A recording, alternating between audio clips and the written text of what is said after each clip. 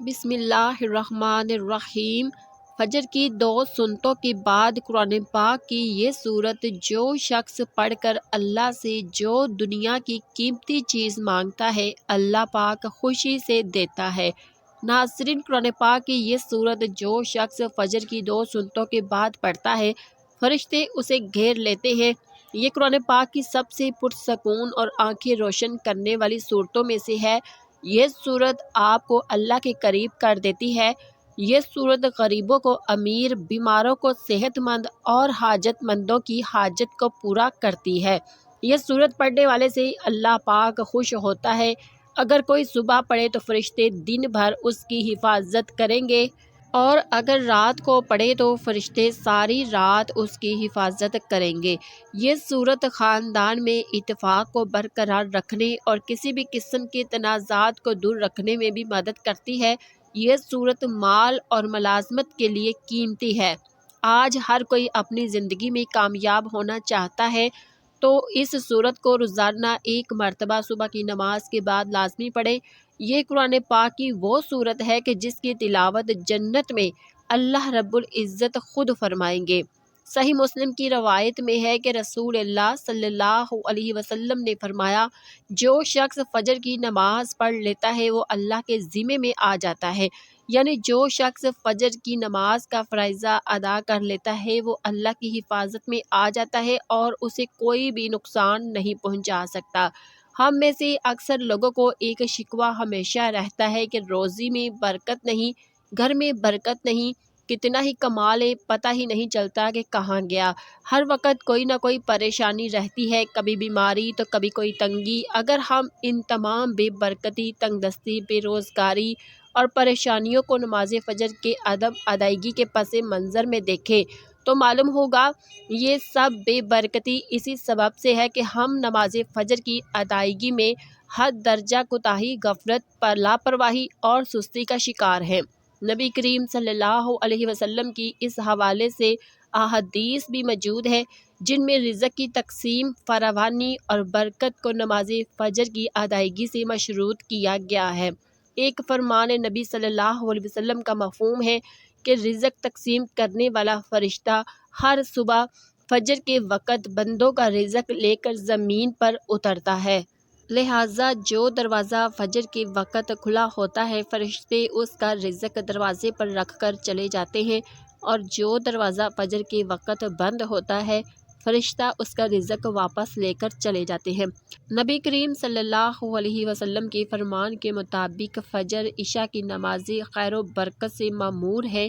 ان دونوں نمازوں کی ادائیگی بے شمار نیکیوں اور ثواب کے ذخائر اور رزق اور برکتوں کے خزانے جمع کرنے کا سبب ہے۔ جیسا کہ رسول اللہ صلی اللہ علیہ وسلم نے ارشاد فرمایا، اگر لوگوں کو عشاء اور فجر کی نمازوں کا ثواب، اجر اور خیر و برکت معلوم ہو جائے تو وہ ان دونوں نمازوں میں ضرور آئیں گے، چاہے کوہلوں کے بل گھسیٹتے ہوئے کیوں نہ آنا پڑے۔ قرآن و حدیث میں بھی نماز فجر کی قرات تلاوت قرآن مجید کی اہمیت اجاگر ہوتی ہے، جس سے فجر کے وقت اور نماز فجر کی اہمیت کا پتہ چلتا ہے۔ سورۃ بنی اسرائیل میں فرمایا، بے شک فجر کی نماز میں پڑھا جانے والا قرآن محسوس مشہود ہو کر سامنے آتا ہے، یعنی اگر فجر کی نماز میں پڑھا جانے والا قرآن اگر سمجھ کر بغور پڑھا یا سنا جائے تو وقت فجر کی تمام انوار و تجلیات اور قرآنی فیاض برکات مشتعل ہو کر اللہ کے وجود اور اس کی وحدانیت کی گواہی دیتے ہوئے محسوس ہوتے ہیں۔ آپ صلی اللہ علیہ وسلم نے فرمایا کہ فجر کی 2 رکعت سنتیں دنیا اور دنیا کی ہر چیز سے افضل ہے۔ قرآن مجید اللہ کی سچی کتاب ہے، یہ اللہ کا پیغام اپنے بندوں کے نام ہے، اس سے ایمان بڑھتا ہے اور دلوں کے زنگ اترتے ہیں۔ قرآن مجید کی تلاوت کرنا باعث برکت اور ثواب ہے، مگر افسوس کا مقام ہے کہ ہماری اکثریت تلاوت قرآن مجید سے غافل ہے، دنیا کے کاموں میں اپنا وقت گزارتے ہیں جبکہ تلاوت قرآن کے لیے وقت نہیں ملتا بلکہ بہانہ کیا جاتا ہے۔ یقین جانیں تلاوت قرآن پاک سے اللہ وقت میں برکت ڈالتا ہے۔ اللہ سے یہ عہد کریں کہ قرآن مجید کی تلاوت کے لیے روزانہ وقت نکال کر کم از کم 2-3 رکوع تلاوت کیا کریں، اور اس کو سمجھیں گے، اس کو ترجمے کے ساتھ پڑھیں تاکہ پتہ چلے اللہ تعالیٰ اپنے بندوں سے کیا فرماتا ہے۔ رسول اللہ صلی اللہ علیہ وسلم نے فرمایا، تم قرآن پڑھو اس لیے کہ قرآن قیامت کے دن اپنے پڑھنے والوں کے لیے سفارشی بن کر آئے گا۔ ایک دوسری حدیث میں ہے کہ قرآن پاک کی سفارش کو قبول کیا جائے گا۔ قرآن کو پڑھنے کے بعد اس کو اپنی عملی زندگی میں لانے والوں کے لیے بھی جھگڑا کرے گا اور نجات دلائے گا۔ نبی کریم صلی اللہ علیہ وسلم نے فرمایا، قیامت کے دن قرآن اور قرآن والے جو اس پر عمل کرتے تھے ان کو لایا جائے گا۔ سورۃ بقرہ اور سورۃ عمران پیش ہوگی اور اپنے پڑھنے والوں کی طرف سے جھگڑا کرے گی۔ ناظرین، قرآن پاک کو جو لوگ مضبوطی سے تھام لیتے ہیں تو اللہ تعالیٰ ان کو بلند کر دیتا ہے، وہ دنیا میں بھی عزت حاصل کرتا ہے اور آخرت میں جنت میں داخل ہوگا۔ جو قرآن کی تلاوت اور تعلیمات سے دور ہوتے ہیں اور اپنی زندگی اپنی مرضی اور چاہت سے بسر کرتے ہیں تو پھر ایسوں کو اللہ ذلیل و خوار کر دیتا ہے۔ چنانچہ نبی کریم صلی اللہ علیہ وسلم نے فرمایا، اللہ تعالیٰ کتاب قرآن مجید کی وجہ سے بہت سے لوگوں کو سر بلند فرمائے گا اور دوسروں کو ذلیل کرے گا۔ قرآن مجید کی تلاوت کرنے سے ہر حرف کے بدلے میں 10 نیکیاں ملتی ہیں۔ قیامت کے روز انسان ایک نیکی کے لیے مارا مارا پھرے گا، لہٰذا نیکیوں کے حصول کے لیے تلاوت قرآن پاک کو اپنا معمول بنا لے۔ نبی کریم صلی اللہ علیہ وسلم نے ارشاد فرمایا، جس نے کتاب اللہ کا ایک حرف تلاوت کی اس کو ایک نیکی ملی اور اس ایک نیکی کا بدلہ کم از کم 10 گنا ہے۔ میں نہیں کہتی کہ الف لام میم ایک حرف ہے، بلکہ الف ایک حرف، لام دوسرا اور میم تیسرا حرف ہے۔ قرآن مجید کو یاد کرنا اور اس کو حفظ کر کے اپنے سینے میں محفوظ کرنا سعادت مندی ہے۔ آپ صلی اللہ علیہ وسلم نے فرمایا، بے شک وہ آدمی جس کے دل میں قرآن کا کچھ حصہ نہیں وہ ویران گھر کی طرح ہے۔ قرآن کریم کی تلاوت اجر و ثواب کا باعث ہے، چاہے پڑھنے والا اس کے معنی مطالب کو سمجھتا ہو یا نہ سمجھتا ہو۔ اس کے ایک ایک حرف پر 10 نیکیاں ہر پڑھنے والے کو ملیں گی، جیسا کہ حدیث میں فرمایا گیا ہے۔ تاہم یہ محض اللہ کا فضل و کرم ہے کہ وہ ہر پڑھنے والے کو اجر و عظیم سے نوازتا ہے، لیکن بغیر سمجھے پڑھنے سے ثواب تو یقیناً مل جائے گا، لیکن قرآن مجید کے نزول کا جو اصل مقصد ہے وہ اسے حاصل نہیں ہوگا۔ وہ مقصد کیا ہے؟ ہدایت اور روشنی، یہ تو صرف اسے ملے ہی گی جو قرآن کو سمجھنے کی اور اس کے معنی اور مطالب سے آگاہی حاصل کرنے کی کوشش کرے گا۔ آج اس قرآن کو پڑھنے والے تو لاکھوں نہیں بلکہ کروڑوں کی تعداد میں ہیں، لیکن اس میں بیان کردہ اصول، ضوابط اور تعلیمات، ہدایات کو سمجھنے والے کتنے ہیں؟ تھوڑے، بالکل تھوڑے۔ حالانکہ اللہ تعالیٰ نے فرمایا ہے، ہم نے قرآن کو آسان کیا ہے نصیحت حاصل کرنے کے لیے، کیا پس کوئی ہے نصیحت حاصل کرنے والا؟ ارشاد گرامی ہے، بے شک اللہ تعالیٰ اس قرآن کی وجہ سے کچھ لوگوں کو بلندی عطا کرے گا اور کچھ کو پستی۔ ناظرین، آج کے وظیفے میں جس سورت کی تلاوت کا ذکر کیا گیا ہے یہ سورت رحمان ہے۔ رحمان اللہ کے خوبصورت ناموں میں سے ہے جس کا مطلب ہے رحم کرنے والا۔ یہ سورت جو پڑھتا ہے اس پر رحم کیا جاتا ہے، جس مقصد کے لیے پڑھتا ہے وہ مقصد پورا کیا جاتا ہے، دنیا اور آخرت کی سختی سے اسے نجات ملتی ہے۔ سورت رحمان کا نام اللہ کے خوبصورت ترین ناموں میں سے ایک نام پر رکھا گیا ہے۔ اس سورت میں خدا کے فضل کی مثالیں دی گئی ہیں اور اللہ کے مختلف تحائف کی اہمیت کو دہرایا گیا ہے۔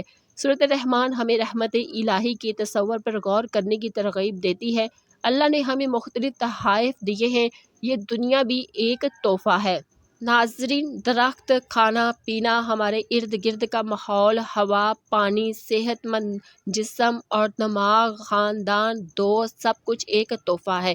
ہم اس سب کو قدر کی نگاہ سے نہیں دیکھتے، لیکن اس طرح کے ہر تحفے کی اہمیت ہوتی ہے۔ سورت رحمان میں ہمیں یاد رکھنے میں مدد کرتی ہے کہ اس طرح کے تمام خدائی احسانات ایسی چیز نہیں جن سے ہمیں غفلت برتنی چاہیے۔ یہ آیت دہرانے سے کہ یہ تمہارے رب کی نعمتیں ہیں جنہیں تم جھٹلاتے ہو۔ یہ صورت ہمیں بتاتی ہے کہ ہم اپنے رب کی کس نعمت کا انکار نہ کریں۔ اس وقت کے مطابق کافر مسلسل اور مکروہ طور پر حق کا انکار کر رہے تھے اور مسلمانوں پر کھلے عام تشدد کر رہے تھے۔ تم اپنے رب کی کون کون سی نعمت کو جھٹلاؤ گے؟ در حقیقت جھٹلانے والوں کے لیے ایک مستقل نصیحت تھی جو غرور اور ناشکری میں اندھے تھے اور مسلمانوں پر بغیر کسی اشتعال کے حملہ کرتے اور قتل کر دیتے۔ سورۃ الرحمن اللہ کی رحمتوں کی لامحدود فرصت کو خوبصورتی سے پیش کرتی ہے۔ یہ دل کو چھو لیتی ہے اور سچے ایمان والوں کی آنکھوں میں آنسو لاتی ہے۔ انسانوں میں حق کو نظر انداز کرنے کی کمزوری ہے۔ ہم جانتے ہیں کہ ہر چیز فانی ہے، اس کے باوجود ہم دنیاوی دولت اور آسائشوں کے حصول میں دیوانہ ہے۔ ہمیں اس بات کا علم ہونا چاہیے کہ اس زندگی میں ہمارے پاس جو کچھ ہے وہ مستقل نہیں ہے۔ ہمارے خاندان اور دوست ہمیں چھوڑ سکتے ہیں، اچھی صحت میں کمی آ سکتی ہے، ہماری دولت ختم ہو سکتی ہے، لیکن پھر بھی ہم مغرور اور متکبر رہتے ہیں۔ سورۃ الرحمن بار بار ہمیں اللہ کا شکر ادا کرنے کی یاد دلاتی ہے، کیونکہ ہمارے پاس جو کچھ بھی ہے وہ ہمارے لیے اللہ کا تحفہ ہے۔ ہمیں چاہیے کہ ہم دنیا کے لیے کام کریں اور نیک اعمال میں مشغول ہوں اور اللہ ہی کو راضی کرنے کی کوشش کریں۔ ہمیں معلوم ہونا چاہیے کہ مسلمان ہونے کی حیثیت سے سورۃ الرحمن کو دل سے سیکھنا امن و سکون کا باعث ثابت ہو سکتا ہے۔ اپنے آپ کو اللہ کے مختلف احسانات کی یاد دہانی کر کے ہم تناؤ اور ذہنی دباؤ کا مقابلہ کر سکتے ہیں اور اپنے ایمان کو بھی مضبوط کر سکتے ہیں۔ رحمان علم القرآن، رحمان نے اپنے محبوب کو قرآن سکھایا۔ اس آیت کے شان نزول کے بارے میں ایک قول یہ ہے کہ جب سورہ فرقان کی آیت نمبر 60 نازل ہوئی جس میں رحمان کو سجدہ کرنے کا حکم دیا گیا تو کفار مکہ نے کہا کہ رحمان کیا ہے، ہم نہیں جانتے۔